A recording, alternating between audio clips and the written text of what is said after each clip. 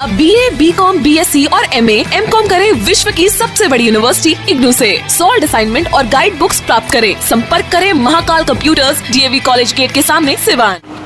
नमस्कार, स्वागत है आपका न्यूज़ इंडिया तक पर। मेरा नाम है फ़हीम खान। जदयू ऑफिस से एक कल खबर निकल के आई जिसमें महासचिव और एक प्रदेश प्रवक्ता को भी पार्टी से निलंबित कर दिया गया है। इन दिनों सुर्खियों में ये मामला जो है चल रहा है, यानी ऐसे कह लें कि RCP सिंह के करीबियों को पार्टी से निलंबित किया गया है। सोशल मीडिया पे इन दिनों RCP सिंह को फिर से राष्ट्रीय अध्यक्ष बनाने की मांग भी जो है कि तूल पकड़ा हुआ है। ये भी सुर्खियों में है। लगातार उनके जो समर्थक हैं, उनके जो चाहने वाले हैं, वो ये नीतीश कुमार से मांग कर रहे हैं सोशल मीडिया के जरिए कि RCP सिंह को फिर से राष्ट्रीय अध्यक्ष बनाया जाए। हालांकि इसी बीच कल जदयू से एक बड़ी खबर सामने आई जिसमें ये आया कि 4 लोगों को, यानी जो एक्टिव कार्यकर्ता मान ले, ऐसे कह ले कि एक प्रदेश प्रवक्ता जदयू के हैं, उन्हें और साथ ही महासचिव को भी पार्टी से निलंबित किया गया। जिसमें खास नाम जो सामने आ रहा है वो डॉक्टर अजय आलोक का है, जो कि बिहार प्रदेश प्रवक्ता जदयू से हैं। उनको भी पार्टी से निलंबित किया गया है। खैर, इस पर खास बातचीत करने के लिए हमारे साथ JDU के पूर्व प्रदेश प्रवक्ता इम्तियाज़ अहमद अंसारी साहब हैं। इनसे जानने की कोशिश करेंगे कि क्या कुछ वजह रही कि इन लोगों को पार्टी से निलंबित किया गया। इम्तियाज़ साहब, बहुत बहुत स्वागत है आपका। देखिए, जनता दल यू परिवार जो है, इसके सर्वमान्य नेता आदरणीय श्री नीतीश कुमार जी, इस पार्टी में कोई गुट नहीं है। पार्टी किसी भी कार्यकर्ता को सिर्फ इस नज़र से देखता है कि वो पार्टी के साथी हैं, पार्टी के सिपाही हैं। हम सब के नेता नीतीश कुमार जी, क्या वो पार्टी के लाइन पे हैं कि नहीं है? जो पार्टी के लाइन पे नहीं है, पार्टी की विचारधारा से अलग हैं, तो उनका उचित नहीं होता है कि संगठन में उनको जगह रहना चाहिए। इसलिए प्रदेश अध्यक्ष जी ने, आदरणीय उमेश कुशवाहा जी ने जो निर्णय किया है, जो उन्होंने पार्टी से बाहर का रास्ता दिखाया है, तो ये निर्णय बिल्कुल स्वागत योग्य है। उन्होंने बहुत अच्छा निर्णय किया है कि पार्टी में जो अलग लाइन अपना बनाना चाहते हैं, उन लोगों को कोई जगह नहीं है। पार्टी के एक अपना विचारधारा होती है, पार्टी का एक आइडियोलॉजी होता है। उससे अलग हट करके अगर कोई निर्णय करता है, उससे अलग हट के चलने का काम करता है, तो वो पार्टी के विचारधारा पे प्रहार करता है, हमला करता है। तो ऐसे लोगों को पार्टी में जगह होना भी नहीं चाहिए। इसलिए वो आदरणीय उमेश कुशवाहा जी ने जो पार्टी से उन्होंने बाहर का रास्ता दिखाया, उसका स्वागत। अच्छा इम्तियाज़ साहब, आप कह रहे हैं कि पार्टी से बाहर निकालने की ज़रूरत थी क्योंकि ये लोग पार्टी से अलग लाइन, किस तरह का विचार ये अपना रहे थे? देखिए, जैसे हम लोगों का पार्टी का जो विचारधारा है, अगर किसी सब्जेक्ट पे डिबेट पे कोई प्रवक्ता जाते हैं या पार्टी के कोई भी साथी अगर डिबेट पे जाता है या जनता के बीच में संवाद स्थापित करता है, जनता के बीच में रूबरू होता है, बातचीत करता है अपने व्यवहारिक जीवन में भी, तो जो पार्टी का विचारधारा है उससे अलग हट करके, पैरेलल हट करके वो निर्णय करता है या किसी तरह का डिमांड करता है, तो इस तरह के पार्टी के विचारधारा से वो बिल्कुल विपरीत है।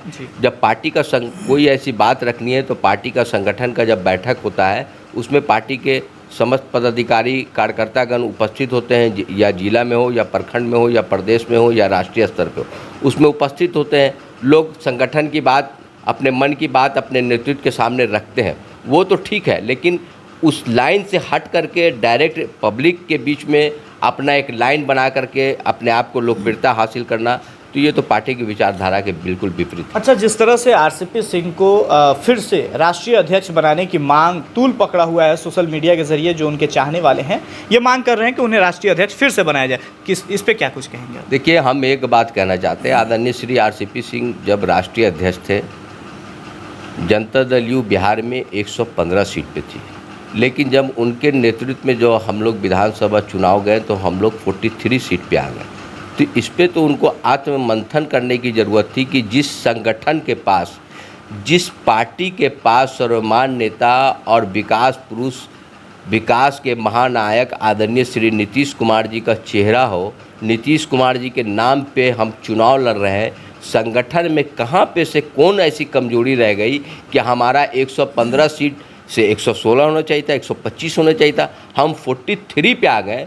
इनको तो राष्ट्रीय अध्यक्ष पद से उसी दिन, जिस दिन रिजल्ट हुआ था, उसी दिन नैतिकता के आधार पर इस्तीफा दे देना चाहिए था, लेकिन उन्हें खुद इस्तीफा बिल्कुल दे देना चाहिए था। जब 115 सीट वाली जनता दल यू इतना लोकप्रिय चेहरा हो, लोकप्रिय मुख्यमंत्री हो कि विरोधी भी सलाम करते हों कि नीतीश कुमार जी ने बिहार की तकदीर पलट दी, बिहार के बारे में सोचा नहीं जा सकता था कि बिहार इतना विकसित होगा। ऐसा मुख्यमंत्री के रहते हुए हमें 115 से 43 सीट पे आ गए। इनको तो नैतिकता के आधार पर उसी दिन इस्तीफा दे देना चाहिए था, लेकिन उसके बाद केंद्र में मंत्री बने तो 2 पद पे तो रहने का कोई औचित होता नहीं है, इसलिए इन्होंने खुद अपने इस्तीफा दिया है राष्ट्रीय अध्यक्ष से, और श्री राजीव रंजन उर्फ ललन बाबू जो है पार्टी के राष्ट्रीय अध्यक्ष बने हैं। अच्छा, इसी के साथ अब थोड़ी सी सवाल राज्यसभा सांसद का जो लेकर के बात चल रहा था। खैर, सिवान की अगर बात की जाए तो सिवान से पूर्व सांसद मरहूम डॉक्टर मोहम्मद शहाबुद्दीन की पत्नी को राज्यसभा भेजने की जो मांग थी वो बहुत तेज़ी में बढ़ रही थी, लेकिन उन्हें नहीं भेजकर मीसा भारती और एक दूसरे सीट से भी एक मुस्लिम को भेज दिया गया। इसको किस नज़रिए से आप देखते हैं? देखिए, राजद में जो है वो पार्टी का, उसमें जो मरहूम शहाबुद्दीन साहब का जो योगदान रहा है राष्ट्रीय जनता दल में, मतलब कहा जाता है ना कि हज़ारों साल नरगिस अपनी बेनूरी पे रोती है, बड़ी मुश्किल से पैदा होता है चमन में एक दीदावर। शहाबुद्दीन साहब का जो कुर्बानी रहा है अपनी पूरी ज़िंदगी, लेकिन वो लालू यादव के साथ राष्ट्रीय जनता दल का साथ उन्होंने नहीं छोड़ा। हर तरह की कुर्बानी, और वो दुनिया से रुखसत भी हो गए, अल्लाह उनको जन्नत नसीब करे करवट करवट। उस इंसान की कुर्बानी को राष्ट्रीय जनता दल को नहीं भूलना चाहिए था, और उनको, उनके पार्टी का फ़ैसला है, इसमें जनता दल यूँ तो बोल नहीं सकता है, लेकिन फ़ैसला करने से पहले इज़्ज़त मुआब हिना साहब के बारे में सोचना चाहिए था, या उनको गुड बुक में ले करके ही पार्टी का कोई फ़ैसला करना चाहिए था। क्योंकि स्थिति बिहार में थी, बड़ा चर्चा था कि वो राज्यसभा जा रही हैं, लेकिन इस तरह का तो निर्णय हुआ नहीं। उनके पार्टी का फ़ैसला है, लेकिन इस कुर्बानी को राष्ट्रीय जनता दल को नहीं भूलना चाहिए था। वहाँ देखिए बहुत सा मसला है, कई तरह के लोग हैं, किस तरह से उनका पार्टी चलाने का अपना आइडियोलॉजी है, उस तरह का तो हम लोगों के यहाँ जो राज्यसभा भेजा गया है, आप देख लीजिए, आदरणीय अनिल हेगड़े हों, झारखंड के प्रदेश अध्यक्ष हों, या 2 विधान पार्षद हों, रविंद्र सिंह हों, जनाब आफाक खान हो, पार्टी के एकदम बिल्कुल ज़मीन के कार्यकर्ता, गरीब के बेटा को हम लोग पार्टी ने भेजने का काम किया है, जो बिहार की जनता और पूरे देश में ये माननीय नेता श्री नीतीश कुमार जी का निर्णय का लोग स्वागत कर रहे हैं, जनता दल यू का, कि जनता दल यू ने बहुत अच्छा स्वागत किया है। अच्छा, तो हमारे यहाँ जब राष्ट्रीय जनता दल के द्वारा दोनों सीटों पे जो नाम का घोषणा हो गया,